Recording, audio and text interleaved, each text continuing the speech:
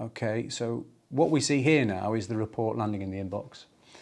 It'll be emailed to you, and there's a link to the report and then the certificate. So as you can see in the report here, on the left-hand side, it's got an overview of your details, and each report has an individual reference number, for example. So it can be referenced by yourself. On the right, you have all the platforms, and you can see here the ones with the green box and the green tick are the ones that I've consented to being checked. Yeah. There's some other detail just further down which talks about how many posts that have been reviewed and actually how long that would take a human researcher, for example, which would be, yeah. So as we see coming down here, the next part of the report is the classifiers that we check against. And there's 7 classifiers. I think most of them are quite self-explanatory, really. Yeah.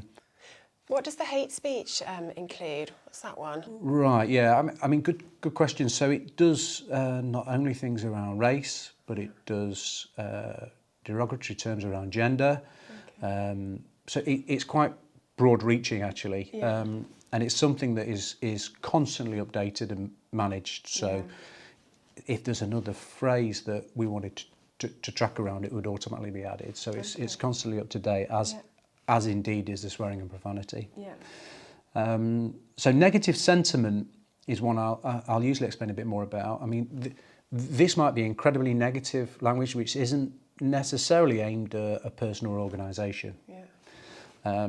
Toxic language is a little bit different, because this is where you've got something which could be perceived negative, or in fact, the easiest way to describe that would be trolling. So those are the classifiers.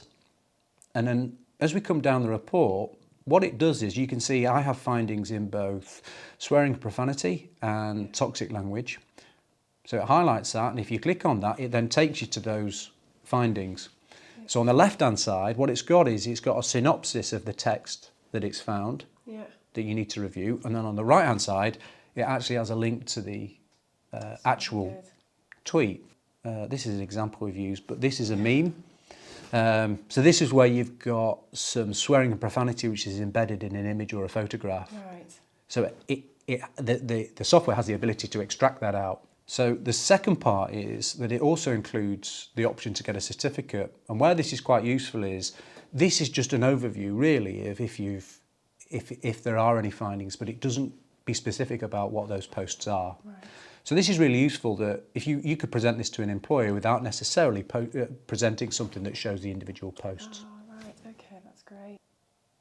And you can download this as a PDF and store it. Right, great. And it really is as simple as that. Yeah, very straightforward. So, yeah, we've designed this to make it very easy for people to quickly clean up historic posts that might cause them some embarrassment, or their organisation some significant embarrassment or pain. Thank you.